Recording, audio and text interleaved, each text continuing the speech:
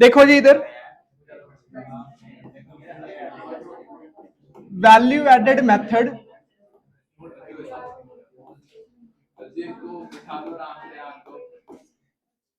और इसमें हम सीखेंगे नेशनल इनकम।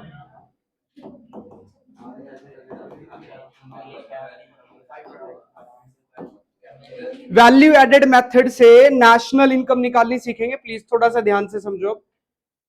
देखो सबसे पहले हमें चाहिए ग्रॉस वैल्यू एडेड फ्रॉम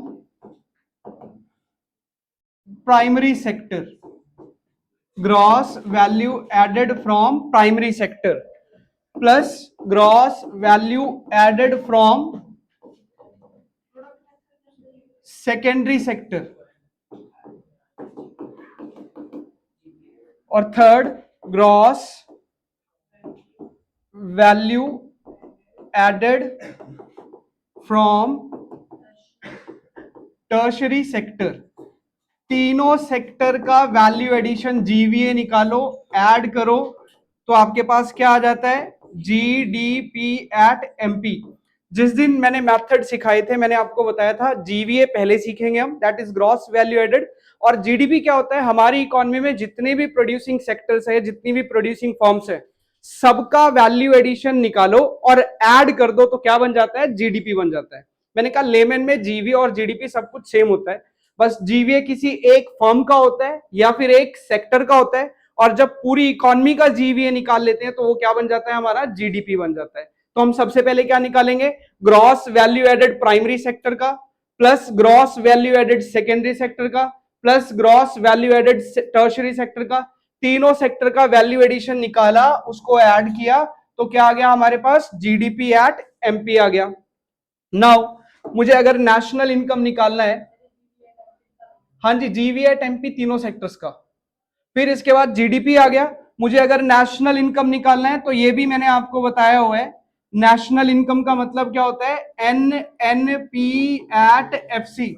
जब मैं कन्वर्जन सिखा रहा था मैंने आपको प्रॉपर बताया था, जब भी नेशनल इनकम निकालना है इसका मतलब क्या होगा, net national product at factor cost. तो जीडीपी एट एमपी से एनएनपी एट एफसी तक जा सकते हैं हम आसानी से, कोई दिक्कत नहीं होनी चाहिए। वही तीन बेसिक रूल।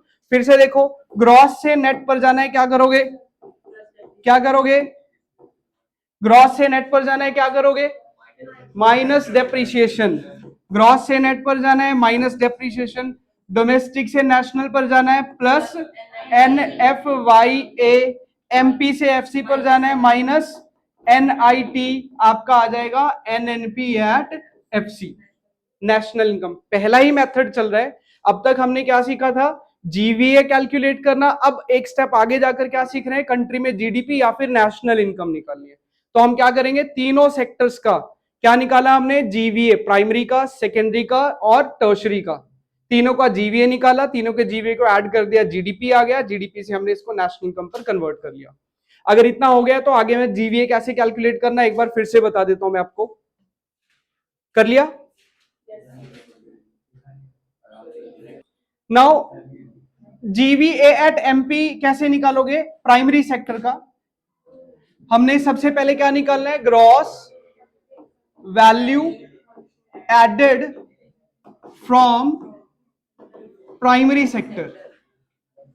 कैसे निकलेगा ये निकालोगे आप, value of output of primary sector minus intermediate cost of primary sector. Please समझो जरा। अब जब हम जीडीपी निकाल रहे हैं तो मुझे सबसे पहले क्या चाहिए, gross value added from primary sector plus gross value added from secondary और टर्शरी। तो एक एक का ग्रॉस वैल्यू एडिशन अलग अलग निकाला जाएगा। प्राइमरी सेक्टर का वैल्यू एडिशन कैसे निकालोगे, जैसे अब तक निकाल रहे थे, value of output minus intermediate consumption of primary. Similar इसी तरीके से लिख लो, gross value added from secondary sector, और उसमें क्या लिखोगे फिर, value of output of secondary sector minus intermediate cost of secondary sector. तीसरा tertiary, value of output of tertiary sector minus value of intermediate cost of tertiary, तीनों का GVA ऐसे निकलेगा। फटाफट लिखो जरा इसे, फिर आगे बताऊं, मैं क्वेश्चन प्रैक्टिस करवाता हूं। आगे अब हम करेंगे अगला method, that is income method. लिख लो, second method is income method.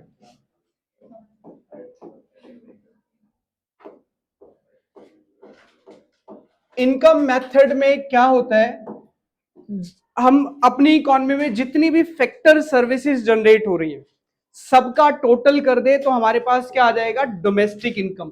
Income method में क्या करेंगे अब, sum total of factor incomes, sum total of factor income. तो अगर हमने सभी फैक्टर इनकम्स को टोटल कर दिया तो हमारे पास आ जाता है एनडीपी एट एफसी, और इसको हम बोलते हैं डोमेस्टिक इनकम। क्या बोलते हैं इसको हम, डोमेस्टिक इनकम।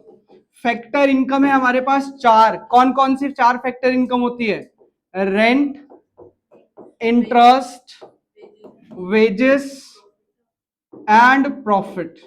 बस ये चार चीजें अगर ऐड कर दे तो हमारी डोमेस्टिक इनकम आ जाती है।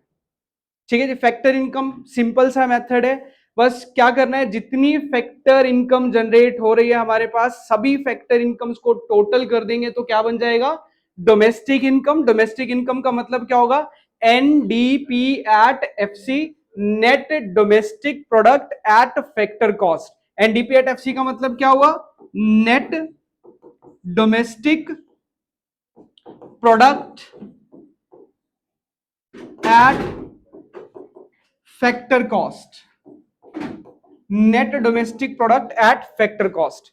प्लीज ये तो सिर्फ इंट्रोडक्शन है, मेन कैसे कैलकुलेट करना है इसके बाद सीखेंगे, पहले ये नोट कर लो।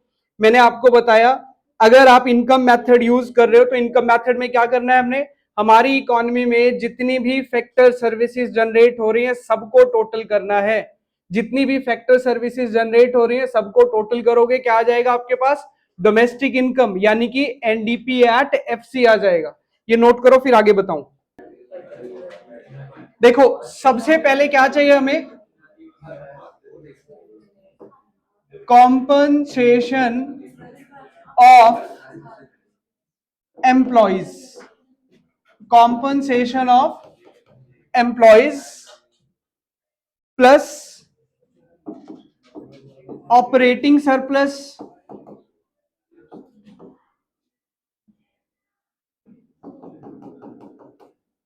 Plus mixed income of self employed. जब ये तीनों ऐड करोगे तो आपके पास क्या आ जाएगा, एनडीपी एट एफसी।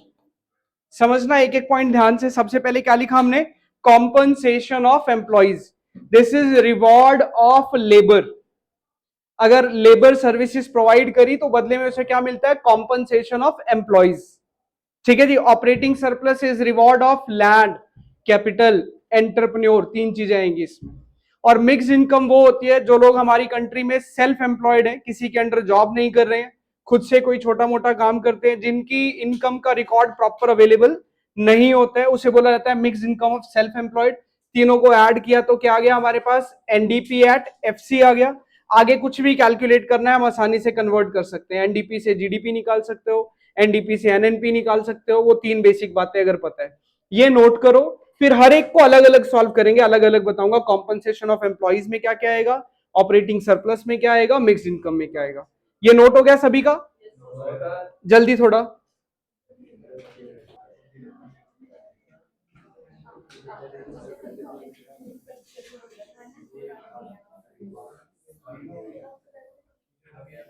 देखो इधर, या तो आपको क्वेश्चन में कॉम्पनसेशन ऑफ एम्प्लॉइज गिवन होगा, गिवन है तो काम आसान हो गया जी, जस्ट यूज कर लेना, पुट करके ऐड कर दोगे आंसर आ जाएगा।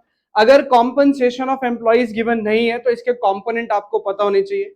कॉम्पनसेशन ऑफ एम्प्लॉइज कैसे बना है, नंबर वन पहली चीज आती है इसमें, salaries and wages in cash. Most common जो रिवॉर्ड मिलते हैं एम्प्लॉइज को, कहीं पर किसी ने जॉब किया तो वेजेस एंड सैलरीज उसे मिल जाती है इन कैश, तो ये कॉम्पनसेशन ऑफ एम्प्लॉइज का पहला कंपोनेंट हो गया। दूसरा, जब कोई जॉब करता है तो कुछ चीजें उसको कैश में नहीं मिलती है, उसको बोला जाता है payment in kind. Payment in kind का मतलब क्या हो गया, आप जॉब कर रहे हो तो आपकी कंपनी आपके बिहाफ पर आपको कैब फैसिलिटी दी हुई है, रहने के लिए घर दे दिया, रेंट फ्री एकोमोडेशन जिसे कहते हैं, लैपटॉप कंप्यूटर यूज करने के लिए दे दिया, मोबाइल दे दिया यूज करने के लिए, आपके इंटरनेट बिल कंपनी पे कर रही है, ठीक है, बच्चों की एजुकेशन कंपनी पे कर रही है। ये सारी चीज होती है पेमेंट इन काइंड, जिसमें सैलरी इन हैंड नहीं आई आपके पास बट अदर बेनिफिट्स मिल रहे हैं, तो ये भी क्या हो गया आपका कॉम्पनसेशन ऑफ एम्प्लॉइज हो गया। डन। तीसरी चीज आएगी इसमें आपका रिटायरमेंट पेंशन। रिटायरमेंट पेंशन, बाकी कोई भी पेंशन नहीं लेनी है, old age pension, window pension बिल्कुल भी कंसीडर नहीं करना है, बिकॉज वो सारी ट्रांसफर इनकम होती है और नेशनल इनकम में हम सिर्फ फैक्टर इनकम लेते हैं। तो रिटायरमेंट पेंशन के आपने पास्ट में सर्विसेज प्रोवाइड करी थी, उसका रिवॉर्ड आपको रिटायरमेंट के बाद मिल रहा है, तो ये भी हमारे नेशनल इनकम का पार्ट होगा। Old age pension, window pension नहीं इंक्लूड करना है, याद रखना, कोई स्कॉलरशिप बिल्कुल भी नहीं आएगी, सिर्फ और सिर्फ फैक्टर इनकम लेनी है। चौथा कंपोनेंट जो इसका आएगा that is employer contribution towards social security contribution. ये ध्यान से समझ लो, मैंने लिखा यहां पर employers contribution towards social security scheme. जब किसी लिमिटेड कंपनी में कंट्रीब्यूशन, सोशल सिक्योरिटी कंट्रीब्यूशन की जगह स्कीम कर लो, सॉरी,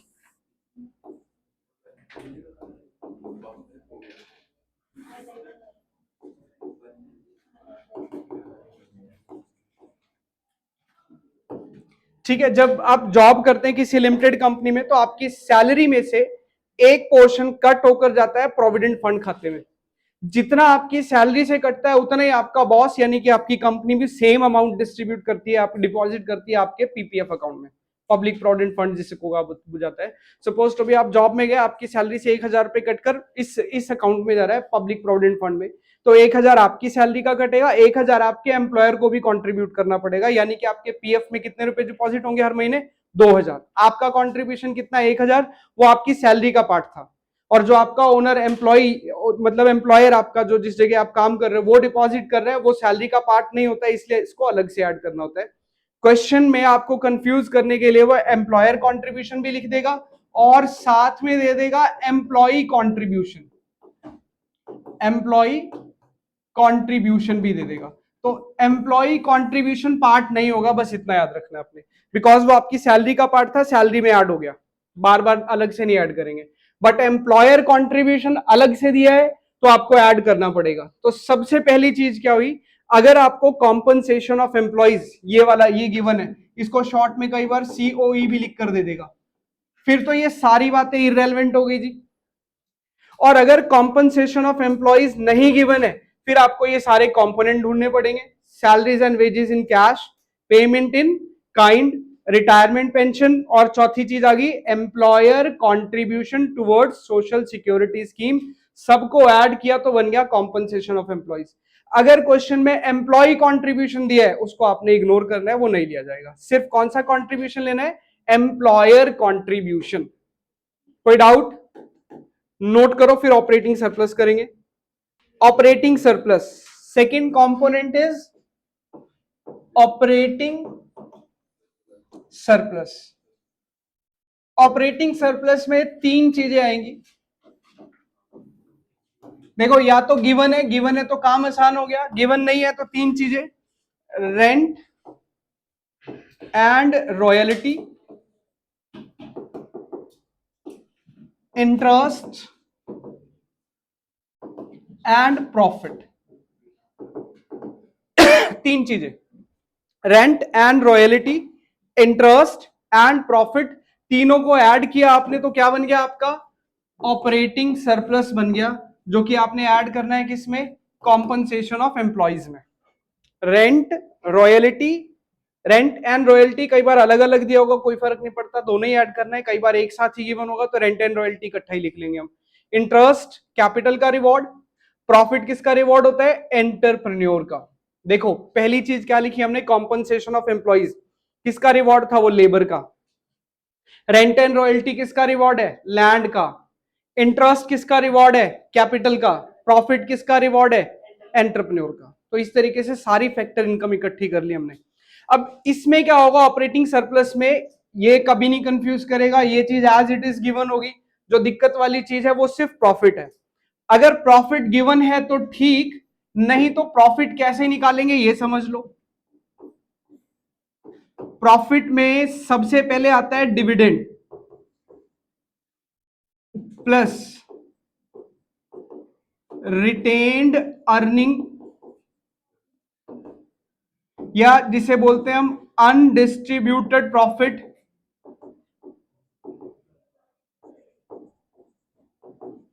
और ऐड करते हैं हम corporate profit tax. Corporate profit tax, basically हमें प्रॉफिट चाहिए बिफोर टैक्सेस। प्रॉफिट क्या चाहिए? Before taxes. तो हमें क्या क्या ऐड करना पड़ जाए? प्रॉफिट दिया है तो ठीक, प्रॉफिट नहीं दिया है तो ये तीन कंपोनेंट गिवन होंगे। समझो एक कंपनी के पास जब प्रॉफिट आता है ना, तो वो प्रॉफिट में से सबसे पहले टैक्स पे करती है गवर्नमेंट को। टैक्स पे करने के बाद कुछ पैसा अपने पास रिटेन्ड अर्निंग में रख लेती है, और कुछ पैसा अपने इक्विटी शेयर होल्डर्स को डिस्ट्रीब्यूट कर देती है। जितना प्रॉफिट, जितना पैसा डिस्ट्रीब्यूट किया शेयर होल्डर्स को, वो कहलाता है डिविडेंड। प्रॉफिट का वो हिस्सा जो उन्होंने किसी को नहीं दिया, अपने पास रखा, उसे बोला जाता है रिटेन्ड अर्निंग या फिर अनडिस्ट्रीब्यूटेड प्रॉफिट। उस प्रॉफिट में से जितना गवर्नमेंट को दे दिया वो क्या हो गया? टैक्स। ये तीनों ऐड करोगे तो क्या बन जाएगा? प्रॉफिट। ये क्या आ गया?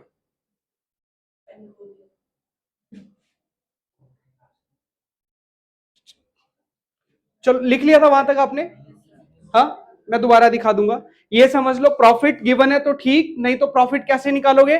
Dividend, retained earning plus corporate profit tax, तीनों को ऐड करके प्रॉफिट आता है। क्वेश्चन में कंफ्यूजन क्या क्रिएट करेगा? वो आपको प्रॉफिट भी दे देगा, समझना, प्रॉफिट भी दे दिया और इन तीनों में से कोई कंपोनेंट भी दे दिया। इन तीनों में से कोई कंपोनेंट भी दे दिया, हमें तो सिर्फ प्रॉफिट चाहिए। प्रॉफिट नहीं दिया है तो क्या करेंगे? तीनों कंपोनेंट को ऐड करेंगे, हमारे पास प्रॉफिट आ जाएगा। फिर से समझ लो ऑपरेटिंग सरप्लस। ऑपरेटिंग सरप्लस में rent and interest, then rent and royalty, फिर इंटरेस्ट, फिर उसके बाद प्रॉफिट आ जाएगा आपका।